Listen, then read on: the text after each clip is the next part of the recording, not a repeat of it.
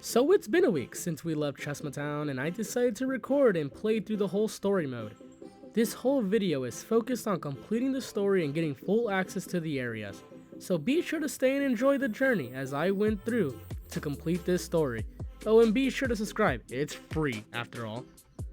So after we left Chessmatown, I spent some time grinding, considering the first gym is an electric gym, so I would be at a disadvantage. So while I absolutely destroyed the trainers I faced, I caught a Marine, who would be named Fluff, and continued to grind and kill every Pokemon that was in my way.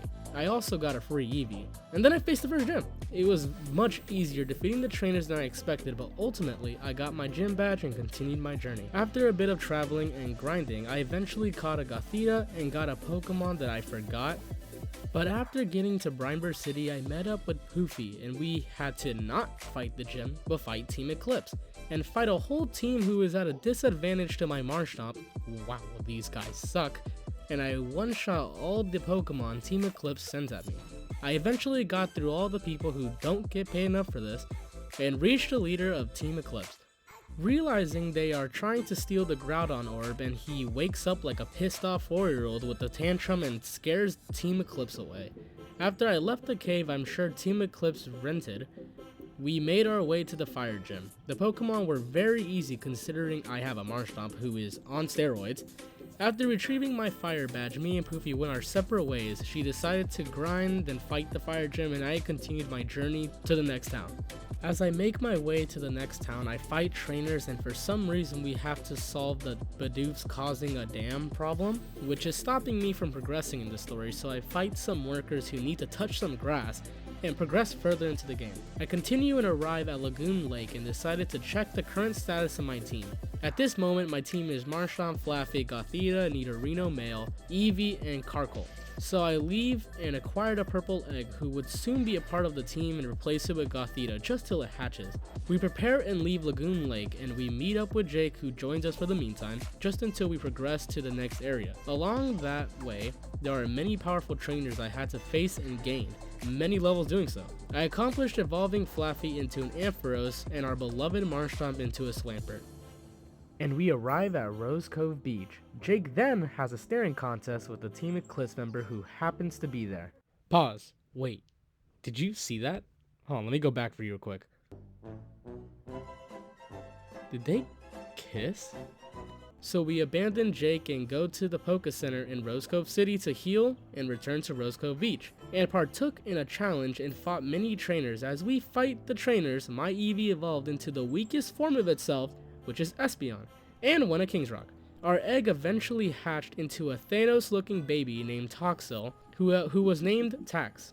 And after we continued the story, we stopped Team Eclipse from trying to steal the Kyogre orb, and then Kyogre wakes up from his coma and gets pissed off like he got rejected and clips Team Eclipse into the back rooms. We then meet a new ally named Tessa. As we ignore Jake's 2-second I wanna marry her attitude, we go and fight at the water gym. I have the mind of a 7-year-old, so the simple puzzles took me forever, but the trainers were a breeze. I finally arrived at the gym leader and successfully beat the gym leader and earned my 3rd badge. I then left to continue my journey and then proceeded to beat the crap out of Jake and Tessa, asserting my dominance. I grind for a bit, then went on my own side quest and went to a haunted mansion and caught myself a Litwick, who would be a major part of the team.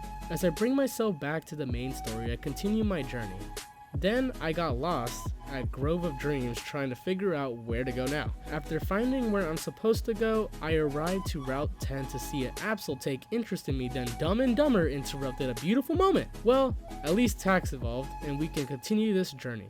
As we travel through Kangrono's mines, we fight a series of trainers and climb to Kangrono's peak, riding the ship to Anthean City to make our way to acquire our 4th badge. Before the gym, I decided to explore the city to get a feel for the city and ended up playing in an arcade for about 20 minutes. I finally met up with Jake and Tess to meet Gerald, who was going to help me find my parents, giving me information about Team Eclipse. Before I went to deal with Team Eclipse, I wanted to get my 4th gym badge, so I made my way to the gym. The trainers were rather easy, and getting my 4th gym badge was no trouble at all. I then went with Tessa to the Athean sewer to see see what our old pals Team Eclipse was up to. As we traveled through the horrendous sewer, we fought some trainers down there and made it to the end of the sewers, which took us to the park district to see Jake getting pinned into submission, and boom, plot twist, the professor was the admin of Team Eclipse. Who would have seen it coming? Then our edgy boy Absol comes in and joins the fight against Professor Cypress. But wait, Absol isn't some ordinary Absol.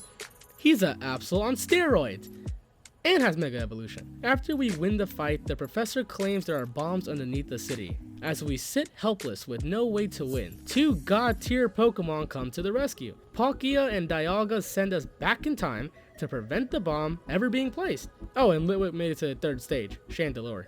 We searched for where the bomb would be, and when we did, we stopped who did it and saved the city before it could ever be in harm's way. After we got sent to the present, we now needed to find a way to save our childhood rival Jake, now that he was kidnapped. So I made my way back to Kangrono's Peak and decided to detour and go back to Lagoon Lake to hatch my Togepi egg. So after I then went to Route 10 and continued my journey, because this no longer became a children's game. This is now a child's version of Taken. So we continued our path, arriving at Iridia City, where I would soon find a new Pokemon member for the part of the team. After spending hours searching for an Ekans required to trade for the Pokeflute, which would be used to awaken Snorlax, I then gave up and went to the trade resort and traded for an Ekans, then awakening Snorlax and catching him. After catching Snorlax, I then went to Old Iridia to then meet the current gym leader and bump into Team Eclipse once again.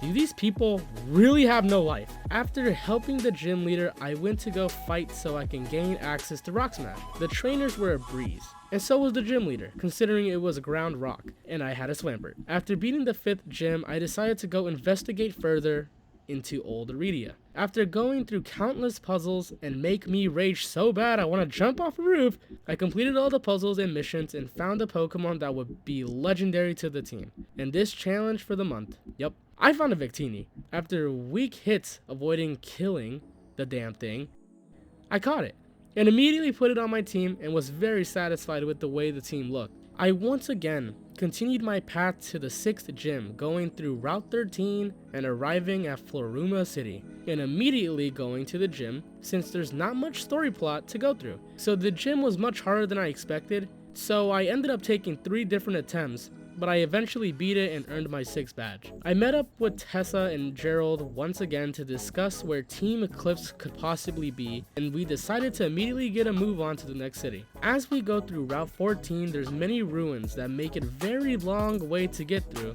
but we eventually made it until I met up with Tessa and saw 3 Team Eclipse members blocking the way. And as I defeated 2 of them, the plot of the game revealed itself. Our childhood rival was a Team Eclipse member. I felt betrayed, but I probably deserved it from the comments I made about him. Yes, indeed, in the game he was a villain, but in life, I was the mastermind, all along. And as I proceeded to kick the living hell out of him, it just wasn't enough to fill the void. In my heart, I needed revenge, and revenge was what I intended to get. So with my determination, I went through Route 15 as fast as I could possibly go, and I arrived at Frostvale City, where I would then earn my 7th badge. I explored the city for a bit, then eventually went into the gym and fought for my 7th badge. The trainers were a little difficult, and the gym leader was extremely hard. It took many attempts, but I managed to do it with many full restores and revives. After retrieving my 7th badge, I wanted to move forward, so as I got to the gate to progress in the story, and then I had to fight Tessa, who wasn't a threat in any way. As I continued my path, I was able to use my hoverboard and hover my way down the mountain to continue my path. I eventually made it to Cosmio's Valley, fought a trainer, fought a Magikarp place, and finally made it to Port Deca, and immediately left because why would I stay there? After getting to Deca Beach, Tessa and I left for Crescent Island. I had to surf on Swampert, and facing many trainers along the way, I eventually made it to Crescent Island and explored for a bit until I ran into a Team Eclipse member and followed him into their secret hideout, and fought many trainers as I infiltrate their hideout. And after reaching room 3, I got lost for over 10 minutes. After progressing, I made it to the main control room and unlocked everything in their hideout. As I went through the main door, I finally found that bastard Jake along with Tessa and my parents. And as Professor Cypress took Tessa and my parents, that wasn't my main priority. Kicking Jake's ass for the second time and getting my revenge was what I was so desperately craving most. As I took his Pokemon one by one, I was filling the void that needed to be felt. I savored every moment till its last. After defeating Jake a second time, hoping to be third time, I made my way to save my parents and Tessa. So I made my way through Route 18 and killed anything that moved. I finally made it to the Aboro outpost, where the final showdown would take place. As I fight every trainer one by one, as I approach everyone I love and bastard Jake, I prepare and fight Professor Cypress once more to stop him from releasing Hoopa. So I fight him, taking his Pokemon one by one. After winning the fight, he releases Hoopa anyway, and just commits suicide. As Hoopa grows out of control, a crate shoots towards Tessa, then Jake pushes her out the way and sacrifices himself, getting consumed from Hoopa's portal.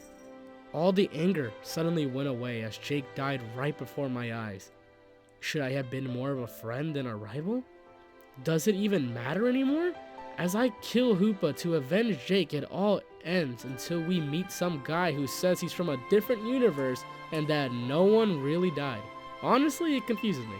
But after knowing I have a shot to become a better friend to Jake, I continue my journey, making my way back to Crescent Island, going to the 8th gym to end my journey. As I eliminate every single trainer it has to offer, I finally reach the gym leader, one by one knocking his Pokemon out. Finally, at long last, getting all my badges. The story finally ends. I've made many memories with my team, and the friends I made along the way. I hope to make many more, for this is only the beginning of this 1-month journey.